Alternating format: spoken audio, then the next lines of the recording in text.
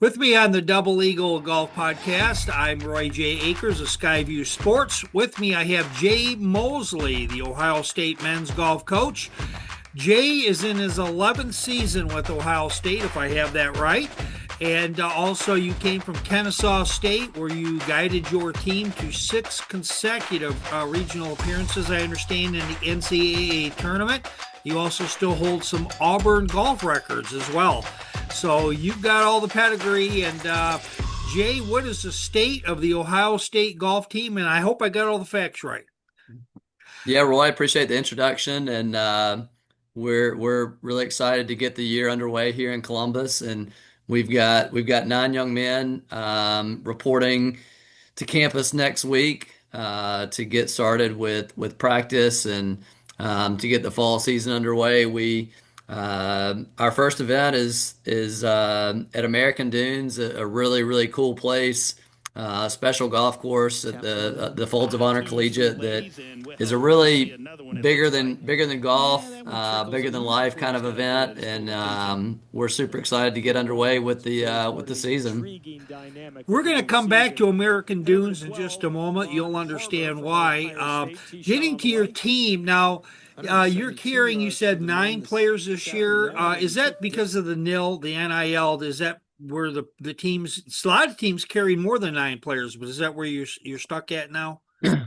Yeah, with the new roster limits and some of the new landscape changes across college athletics, nine is going to be the roster cap that golf programs have moving forward, and we're already implementing that right out of the gate. So we'll be at nine for this season and moving forward. Now, the culture of the Buckeyes men's golf program, uh, Jay, when you came in here, you had a mindset. You were known as a top dog recruiter, and you've gotten some of the best players in the state of Ohio and around the Midwest, and even other places, even overseas, are bringing in some Buckeye men's players. Kind of brag on, on your philosophy, what it takes to be a Buckeyes men's player. Yeah, I think culture is a non-negotiable in college athletics when you have especially for a golf team when you've got less than a dozen in a locker room with coaches and players combined, and so there's not there's not room for a bad egg or any kind of toxic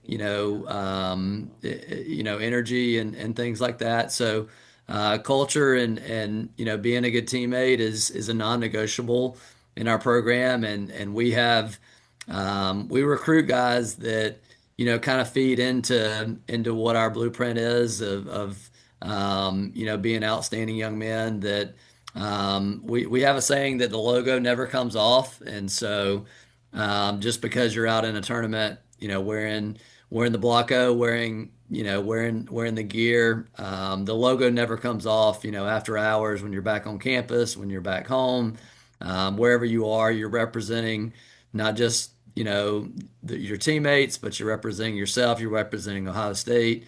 And so we really, we kind of feed into that, and our guys know and understand what it means, and it's a special opportunity that they don't take lightly, and then that just kind of fuels the recruiting from what we're able to attract in terms of families and other players, and people want to be a part of something that's really cool and special.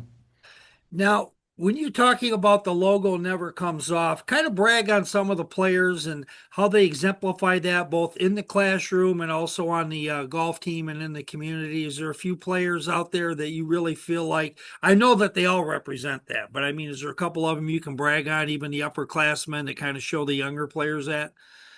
Yeah, I think of our recent players that have come through, Neil Shipley really sticks out, even though he was only on the team for 2 years.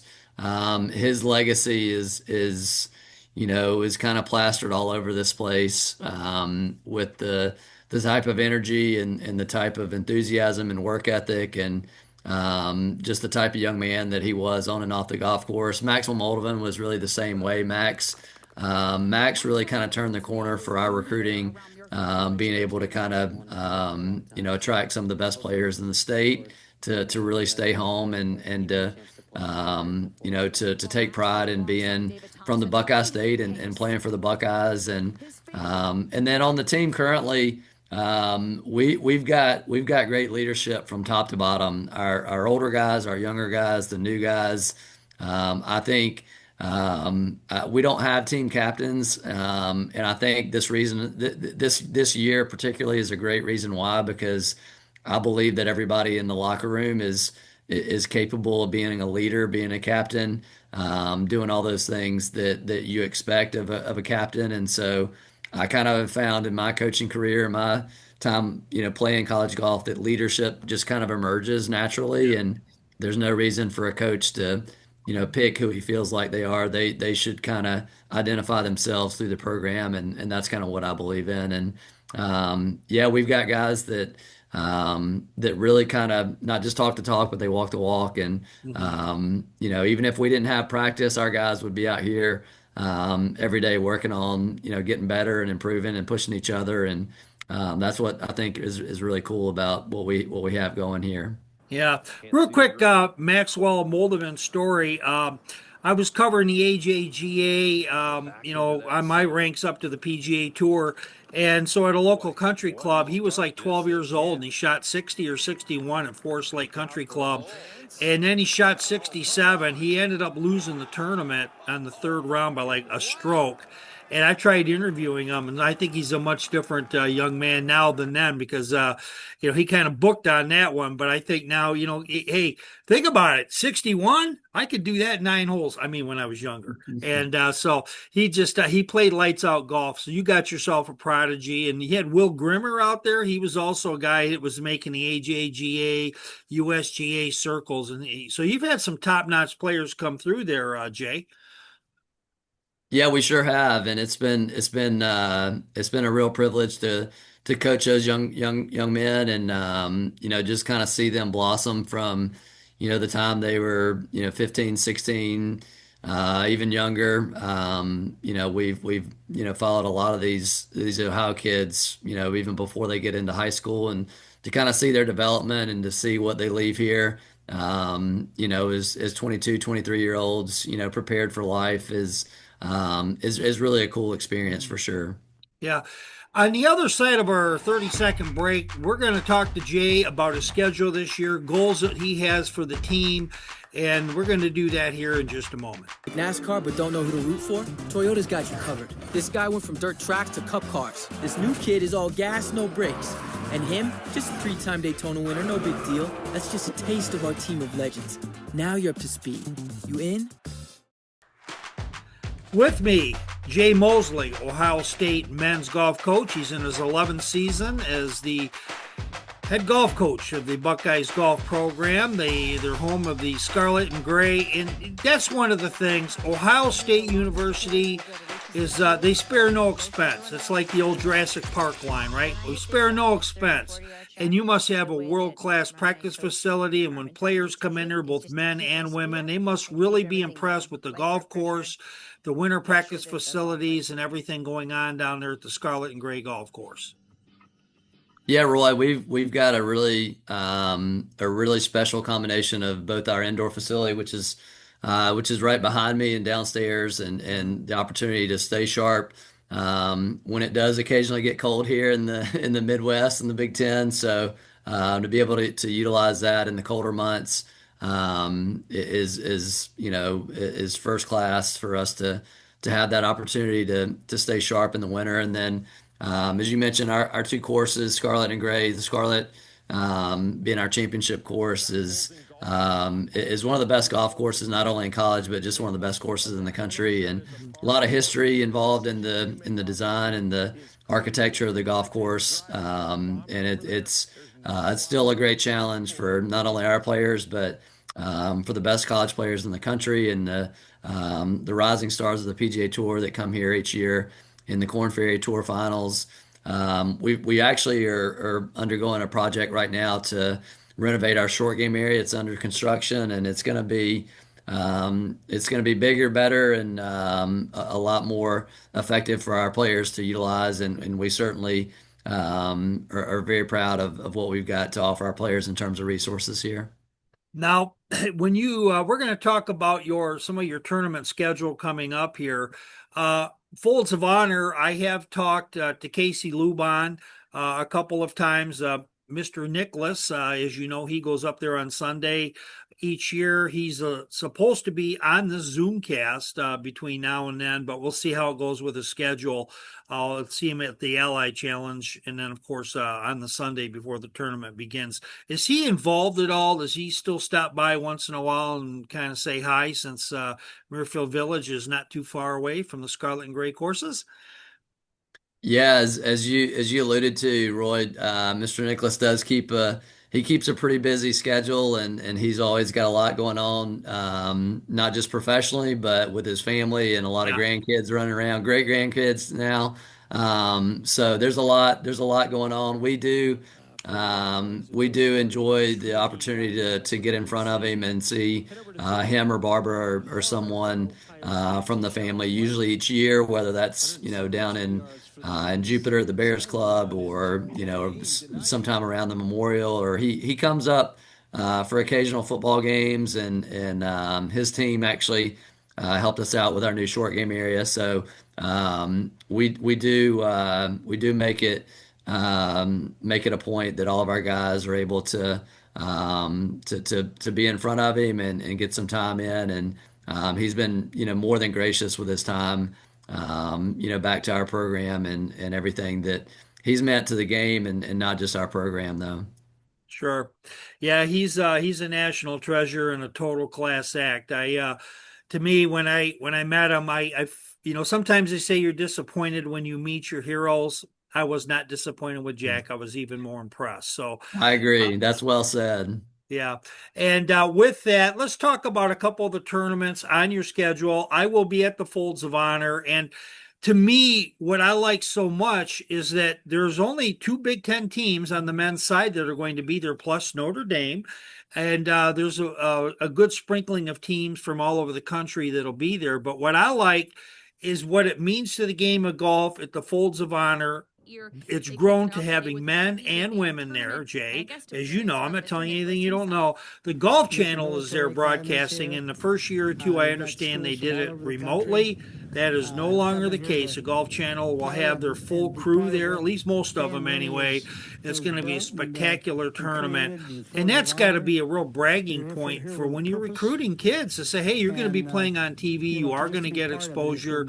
You are going to play big time golf in some of the winners. I'm carrying on here. Or have a chance to get into a couple of PGA, or at least one PGA event, and the women have a chance, I think, on the women's side, or that's coming. I'll be quiet. I'll let you go ahead and expand on that, because that Folds of Honor is just a great honor to be in, and for all the exposure the kids get. Yeah, it sure is. That's an understatement, Roy. The event itself is truly remarkable for everything it stands for, and what we get to see in the opening ceremony, and kind of hear Lieutenant Colonel Dan Rooney talk about his vision for Folds of Honor, and what that's been able to do and provide for so many men and women that are our country's true heroes. And so to be able to participate in a small way is humbling, and it's an honor and a privilege. And so after we competed there last year, our players made it a point to say that they wanted to come back every single year, because of the golf course is outstanding. Just the feels that you have when you step foot on property, and when you leave, you just want to come back and experience that again, because it's a lot bigger than the game of golf, and it's hard to describe for someone that hasn't been a part of it. Yeah, I'm looking forward to actually playing the golf course in the next few weeks, or after the tournament's done. I'm not sure how that's going to play out. Now, all the tournaments are big. Folds of Honor, you're starting off with a shebang. But what are a couple other tournaments that you might consider to be quote unquote majors? That you just saying you got the target, you got the circle, because you're the defending champion at two events that you played here recently, I understand. Yeah, we've got a really great schedule lined up for us, and we're going to get to play in the Buckeye State a couple times. That our guys are really excited for the second and last event in the fall, or down in Cincinnati and Dayton. So a couple courses that we're really looking forward to competing in.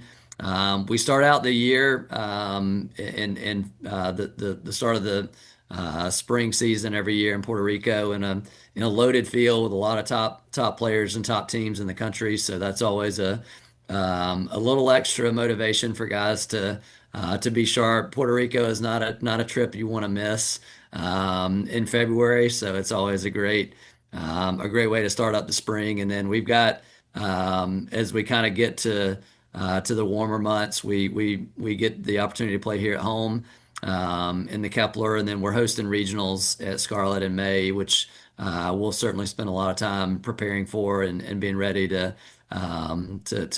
play well in our backyard here. Yeah, I can't blame you on that. I'll give you a chance to kind of brag on your individual players in just 1 second. Oh, got a little brainstorm here. What would be, Jay, for you and your team, the ultimate accomplishment? I know you want to win the Big Ten and the NCAA.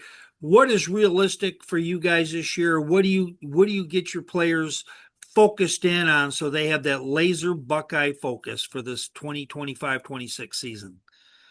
Yeah, I think we don't talk about results and winning a whole lot in our program. We believe philosophically that if we work on the right things and keep our focus, that those cool things that you just mentioned and talk about will come naturally. And so we're going to focus on each and every day doing the little things that it takes to be successful. But in terms of kind of defining what success looks like. Every year we want to be in contention and win a Big Ten championship. That's kind of the blueprint at Ohio State is winning championships and holding that Big Ten trophy is something that's kind of a cornerstone that everybody understands in our program. And winning a regular season event is also always a top priority to be able to do that and to have your team ready to play well in the postseason. And I think you kind of saw that with our team in the 24 season when we advanced to nationals and made it into match play. Once you make the final eight, anything can happen Yeah. in match play in college golf. So once you get to that point, you can kind of throw out rankings and accolades and awards and it's so thrilling and so exciting to play college golf, and especially in a match play setting. La Costa is an incredible venue. So our goal is to get back there and play well and see what happens. There you have it. With Jay Mosley, Ohio State men's golf coach. Uh, just something here real quick. Obviously NIL has changed things. Is it really hit the golf team at all, or is it just or not? I know that teams do have like a pot, where people could put money on on a player, on the donate to the program itself. But is it really in that, or is it really more in the bigger revenue generating sports like the football and basketball and that kind of thing? Yeah, you kind of nailed it, Roy. It's certainly more prevalent in the other sports. I'm certainly glad to not be in the mix of being a broker of sorts Yeah. in that space. So we're really fortunate. We've got some guys that they understand the bigger picture that they do that they're here to learn and to improve and to develop and to do things the Buckeye way and all those things that they're chasing and that you're talking about. Those things will come in time, and so we to have a group that's not driven and motivated by money and NIL is pretty refreshing. So I'm quite Yeah. proud that we've got some young men and some parents that really kind of understand the big picture and don't get caught up in that circus. Okay. In our final minute, you when a player comes in as a freshman or whenever they come in and they graduate, what do you hope that they take from 4 or 5 years with Coach Jay Mosley, whether it be golf, life, or whatever, that this is your forum? Yeah, I want every player that leaves our program to be able to go back and go back home wherever they make that, and to be a good husband, to be a good father, to be a good neighbor, to be able to give back to the community they're in. Pay it forward is kind of a real concept at Ohio State that we hold people to, and to understand what it means to give back and be part of something bigger than yourself. And that's what I think Team College Golf really shows you, is the humility of being able to work together in a group, and to be a family, and push through all the adversity and the difficulty that you're going to encounter, and to be able to persevere through those challenges. Jay Mosley, Ohio State men's golf coach, in his 11th season with the Buckeyes, and he'd like to get his team right back to the NCAA playoffs. You got to get to the regionals, the finals, and like Jay said, the match play finals, where anything can happen. I saw that firsthand, both the men and the women last year. Jay, once again, thank you. Hopefully, we'll make a commitment to chat once more this fall, once in the winter. And you can brag on your team all you want, because these young men, they work very, very hard, and the women as well on their side, very well. And golfers are some of the best representative student athletes on any college campus. Would you say so, Jay? I agree. All right. Thank you, Jay, very much. Thank you. Have a great day. Thanks.